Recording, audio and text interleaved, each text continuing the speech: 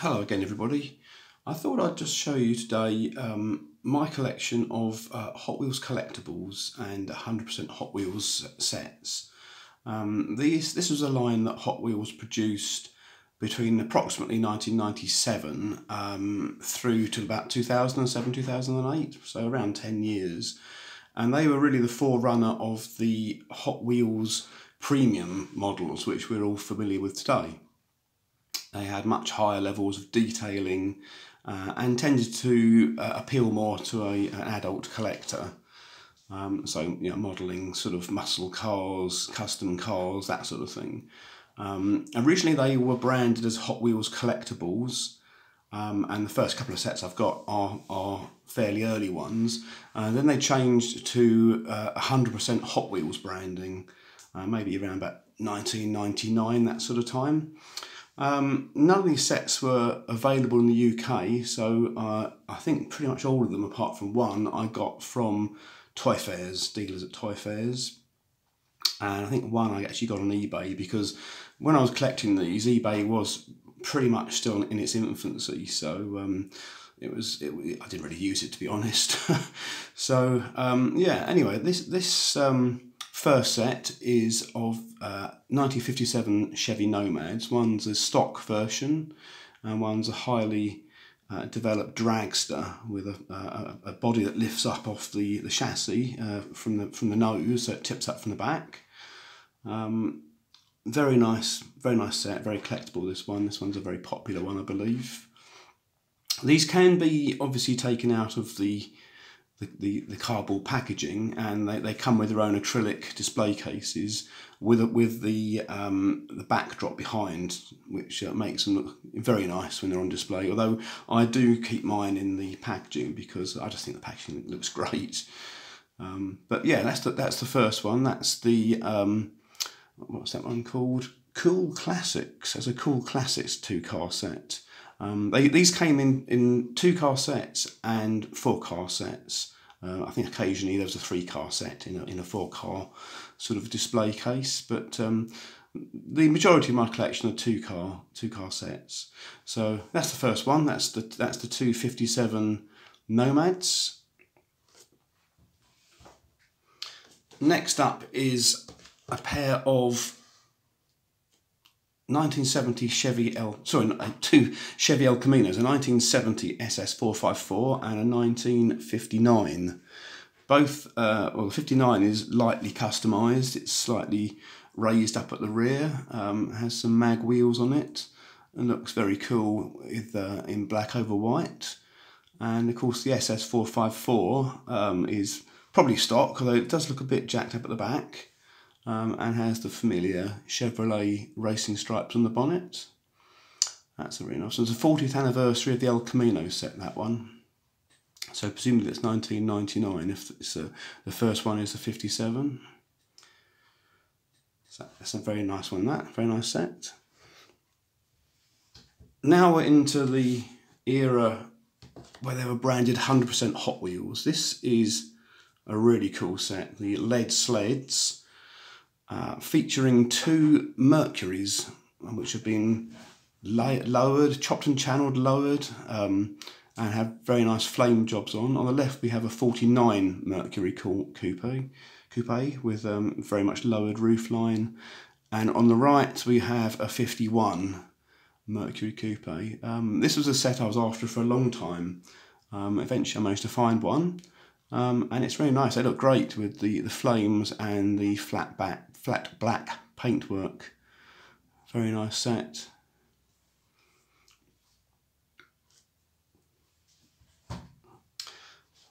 There's quite a lot of custom cars were featured in this series. On the right we have a car called the Manta Ray, which was a show car. I think it was Dean Jeffries created that one. And on the left is a 1932, I believe, Ford, which was, again, another show car called the Orange Crate. These do have information on the back. Yep, I was right, it was Dean Jeffries who did the Manta Ray, and Bob Tyndall, the Orange Crate. So there was information on the back pertaining to the models in the in the case, but again, very nice model. And these, of course, have all detailed opening features. The hood opens up on the manta ray, the cabin hood, and in fact on the orange crate, the front and the whole body section swing up. Originally it was on display like that in the case, so I have opened that one up and removed some of the elastic bands which are holding it in place, which looked a bit ugly, I thought. But yeah, these sets look very good. They the backing on them really brings out the models. I think the back sort of display behind them, which is actually inside the acrylic display case.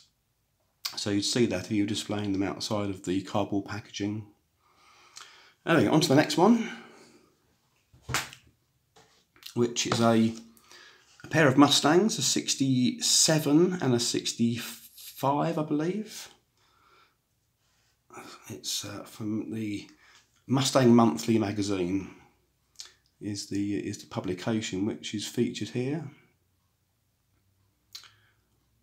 That's a nice set, very nice.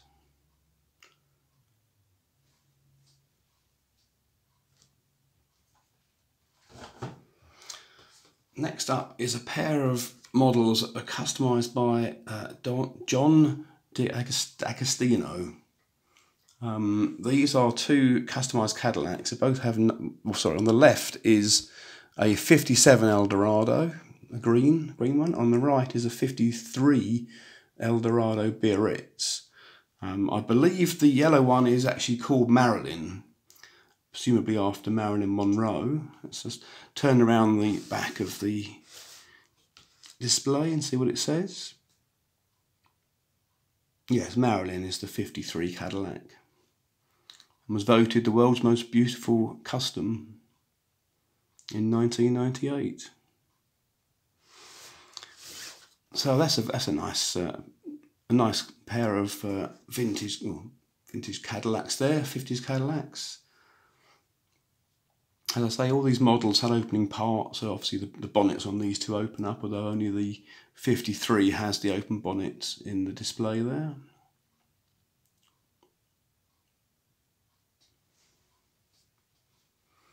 So let's go to the next one, which is a pair of Willys Gases. There's I think a 33 at the back, the yellow one, and a 41 in the front, being Big John Mazanian. I'm not familiar with who that is. Maybe somebody can let me know who Big John Mazanian is or was. Presumably a well-known drag racer. But these are the Willys Gases. I believe Willys were a very popular brand of car to convert to gases, which is the G/S class of drag racing. I'm not sure what G/S actually stands for, but I think that's how the nickname Gases came about. But yeah, I do like that one particularly because it's the diorama behind that it's so good, and they really look like they're just leaping off the line down the quarter-of-a-mile strip.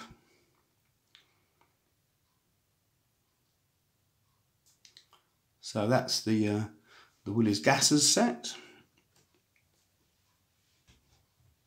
Next up we have a set that features two versions of the famous show car, the Diora. On the left is the original Diora, as it would have appeared in the shows in the 1960s. And on the right is the Hot Wheels reinterpretation of the Diora, which they did around about 1998, I believe. And I think they did build actually a full-size show car of the model. Very nice car, very nice set. I had a Diora back in the day, years ago, a red line one when I was a kid. So it's nice to see a retooled version by Hot Wheels, which is much more accurate. You can see it's got the vent there on the side because it had a mid-engine, this car. So it's a little vent that lets air in to cool the engine, presumably. And of course no surfboards, which the original red line one did have. Which actually probably looks better with the surfboards, to be honest. Now, who did the Diora? That was the... who was that now? Does it say? I'm trying to read. Doesn't say who designed it. That's a bit odd. No, okay. That's one to check later on, to look up who designed the original Diora. I believe it was some brothers. I can't think of their name. They were brothers. Anyway, that's the Diora set, 35th anniversary of Hot Wheels. So next is a couple of models by Chip Foose, the well-known contemporary designer. There is on the left a huge car called the Manhattan, which of course brings back sort of looks like it's designed around an image of a strange 1940s car, almost like a Gotham City Batman type vehicle from the 40s. Quite gothic, that one. Rather like it. So that's the Manhattan. On the right is a slightly smaller coupe called the Hemisphere. Maybe it's got a Hemi engine under the. In fact, it's not even. It's rear-engined. If I look there, I can see the engine in the back. So that is the Manhattan and the Hemisphere. Chip Foose designed models. Contemporary designer. These were models that he did in the late 90s, I would imagine. But yeah, a nice set. Nice, interesting set. So here we have two sets. This one I actually ordered myself online, so I actually imported this one from Texas, in fact, because I never saw it in the UK. Intriguingly named set called the Psychedelic Relics, which features the twin mill and the Red Baron, of course, famous Redline models, although in fact they were both full-size show cars. Hot Wheels actually built a twin mill, which and that's a faithful reproduction of it in the correct orange colour, which they built in the 90s, I believe, to take around to different shows, different car shows. And I believe at the time also the Red Baron was a even back to the 70s, I believe the Red Baron was a show car. So yeah, very nice. Of course, it was who designed the Red Baron?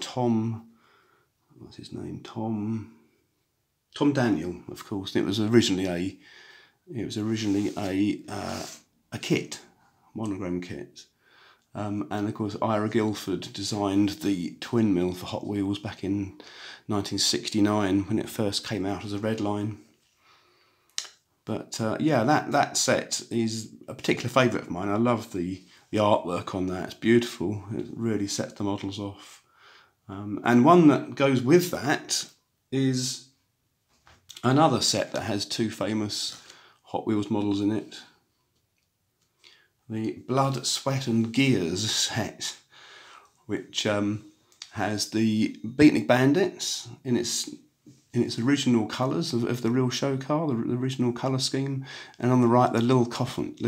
Of course, Ed Big Daddy Roth, we know, designed the Beatnik Bandits back in the early 60s, and I think it's Darryl Starbird designed the little coffin, which is based on a heavily modified, I think 32 Ford. Particular favourite. These models were actually also Redline models back in the day. Of course, Beatnik Bandit retained its name Beatnik Bandit, but I believe the little coffin was called the Demon. For some reason, presumably Hot Wheels didn't have the rights to call the car Little Coffin, or they probably didn't think it was suitable for children, so they renamed the car the Demon. And it was very similar to the Little Coffin, but here we have the a genuine, decent, really nice version of the Little Coffin in the Blood, Sweat and Gears set. Again, that's another one that's a particular favourite of mine. And on to the last one, which is a Rodham Custom set featuring a 32 Ford Highboy. Custom car on the left, which is something that teenagers would have put together in the 50s, bought an old 1932 Ford convertible and modded it and raced around the streets of small town America, making a lot of noise and probably calling at the local drive-in or burger bar. So very nice model. They've done a great job with that, with the raked screen on it and the checkerboard firewall. Looks great, and also the multicoloured seats. That's a great little model. That really is good. On the right we have a 51 Mercury. We saw that in a flame job in the Lowriders set, lead sled set, but this one's actually finished in a flat pink. I believe it's actually this is a real car. This is the Hirahato Mercury, which was a genuine car finished in pale green.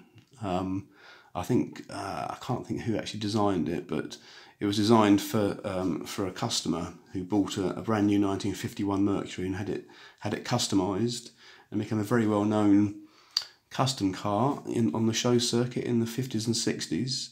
I don't have the original version, which Hot Wheels did do in a different set, but I have two other versions, two other recolours. One, the flat pink one you see here, and the flamed one in the lead sled set. So there you are. That's my collection of the two car sets in the Hot Wheels Collectibles and 100% Hot Wheels range. I shall do a follow-up video with, it'll be a shorter video because I've only got 4 or 5 sets of the 4 car sets. So we'll do that, and I shall post that later on. So I hope you enjoyed the video. Hope you enjoyed seeing these. They're not easy to find, these now. They're under the radar. Very few are available in the UK, and I think some of them are getting quite pricey on eBay now, because I think people are realising what great models they are, and some of the sets are getting quite collectible. So I hope you enjoyed that video, and I shall see you again very soon, hopefully with a follow-up one with the 4 car sets. So happy hunting and enjoy your hobby, and I'll see you soon.